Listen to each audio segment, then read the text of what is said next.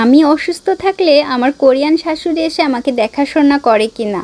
হ্যাঁ, অনেকেই বলেছিলেন যে আপু আপনি তো এখন অনেক অসুস্থ, আপনাকে দেখার কেউ নেই, আপনার শাশুড়ি কি আসবে?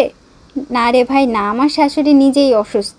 আমার শাশুড়ির মাজায় অপারেশন করা, পায়ের হাঁটুতে অপারেশন করা, চোখ অপারেশন করা, মানে কোরিয়াতে বয়স হয়ে গেলে প্রত্যেকটা বয়স্করাই না এই অপারেশনগুলো খুব একেবারে ইজিলি করে নেয়।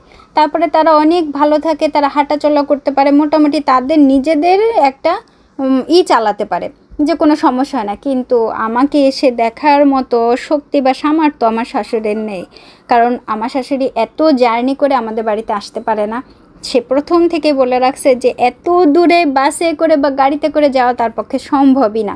আমাদের বাড়িতে আসতে প্রায় 6 ঘন্টার উপরে লেগে যায়, 6.5 ঘন্টার মতো লেগে যায় একটানা চালাই আসলো বা একটুখানি রেস্ট নিতে নিতে। আর যদি ওই যে ধরেন যে সকালে রওনা দিল, আস্তে আস্তে কয়েক ঘন্টা লেগে গেল, একেবারে সন্ধ্যা পর্যন্ত রাস্তায় রেস্ট নিতে নিতে আসলো বা শুয়ে বসে আসলো গাড়িতে, তারপরও তিনি আসতে চান না, কারণ এই বয়সে তিনি আর রিস্ক নিতে চান না যে এত দূর লং জার্নি করে আসবেন, পা ভাঁজ করে রাখবেন বা কোনো একটা জায়গাতে শুয়ে থাকবেন, একেবারে আনইজি ফিল করবেন।